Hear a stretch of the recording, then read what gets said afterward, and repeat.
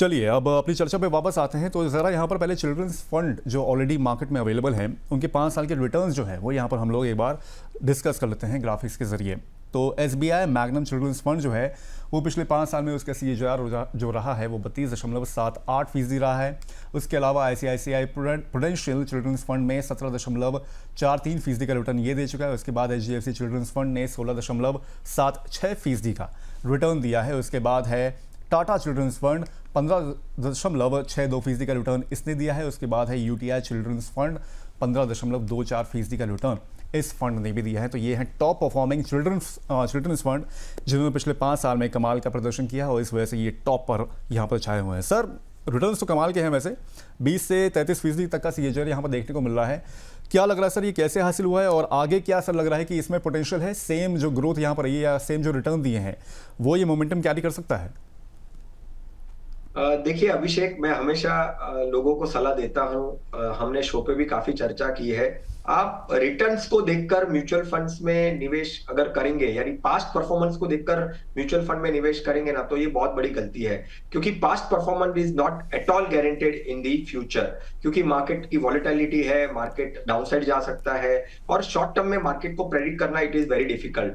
वही past performance replica बन के फ्यूचर में भी रिटर्न्स देगा, कोई गारंटी नहीं है और म्यूचुअल फंड ये कभी नहीं कहता है। तो डेफिनेटली ये जो है वो आपको भ्रमित कर सकते हैं, आपको ऐसा लगेगा कि नहीं भाई ये म्यूचुअल फंड ऐसे रिटर्न्स देते हैं, तो ये गलत है। आपकी एक्सपेक्टेशन डेफिनेटली 12-14% के आसपास की हो सकती है और वो भी टाइम होराइजन के पॉइंट ऑफ व्यू से। आपने यहाँ पे 5 साल के रिटर्न दिखाए जिसमें 2020 से लेकर 2024 तक तो काफी अच्छी खासी रैली आ चुकी थी मिड कैप और स्मॉल कैप में। इसके वजह से ही ओवरऑल रिटर्न्स ये लास्ट 5 साल के काफी अच्छे दिख रहे हैं। बट अगर आप वही देखेंगे 10 साल, अगर 10 साल से कोई भी एक पर्टिकुलर फंड चलता रहेगा तो उसके रिटर्न्स बन जाएंगे कम से कम 14% से 16% तक, राइट? तो ये डेफिनेटली सस्टेनेबल नहीं है और मैं तो ये कहूंगा कि आने वाले कम से कम 5 साल, 10 साल और 15 साल के पॉइंट ऑफ व्यू से 12%, 14% के अनुमान से लेकर चलिए, क्योंकि जैसे जैसे मार्केट ग्रो होगा, सैचुरेशन आएगा, मार्केट में इतने रिटर्न्स निकलने के चांसेस बन भी नहीं सकते हैं।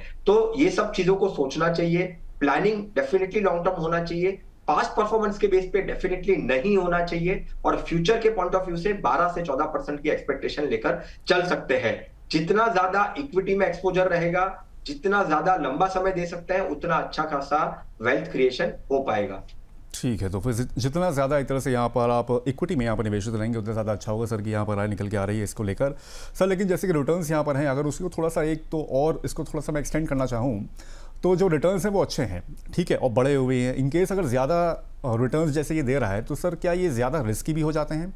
और अगर ऐसे में ये देखा जाए तो पेरेंट्स का जो रिस्क प्रोफाइल है उनको वो कैसे यहाँ पर एक तरह से आंक सकते हैं, पहचान सकते हैं इसको? देखिए, इक्विटी में जब आप एक्सपोजर लेते हो तो डेफिनेटली वो मार्केट में पार्टिसिपेट करेगा। इक्विटी का एलोकेशन ज्यादा होगा तो वॉलेटिलिटी भी ज्यादा होगी। और अगर देखिए बाद में तो end of the day Abhishek fund manager पे आता है कि कितना स्मार्टली वो अल्फा जनरेट कर सकता है, रिटर्न्स को बाकी सारे जो प्रोडक्ट्स है उससे ज्यादा रिटर्न्स अच्छा दे सकता है।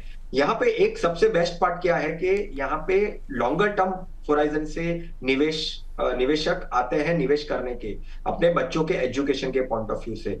और जब फंड मैनेजर को पता है कि भाई मेरे पास लंबा समय का है, तो वो बहुत सारी पोर्टफोलियो को मार्केट के अनुरूप वो निवेश करने की सोचता है। उसके पास ऐसा कोई प्रेशर नहीं होता है, कमिटमेंट नहीं होता है कि मुझे बार बार परफॉर्मेंस को दिखाना है। क्योंकि अगर मैं सोचता हूं कि अगर मेरा बच्चा आज के दिन में 5 साल का या 6 साल का है और जब वो 18 साल या 20 साल का होगा तो मुझे कुछ अच्छा खासा कॉर्पस बनाना है, तो मेरे पास कम से कम 15 साल है और मैं क्लियर हूं कि मेरे पास 15 साल है, तो मैं ऐसे फंड्स में दे सकता हूं जहां पे इक्विटी का एक्सपोजर ज्यादा है, जहां पे मैं मिड कैप और स्मॉल कैप में ज्यादा एक्सपोजर ले सकता हूं और ओवरऑल रिटर्न को अच्छा बना सकता हूं। डेफिनेटली हाई रिस्क के साथ आएंगे अगर इक्विटी एक्सपोजर रहेगा, अगर मिड कैप में निवेश करते रहेंगे, अगर स्मॉल कैप में निवेश करते रहेंगे तो डेफिनेटली रिस्क के साथ आएगा। बट अगर मेरा जितना टाइम होराइजन लंबा रहेगा उतना मेरा रिस्क भी वैसे टेक्निकली कम होते जाएगा।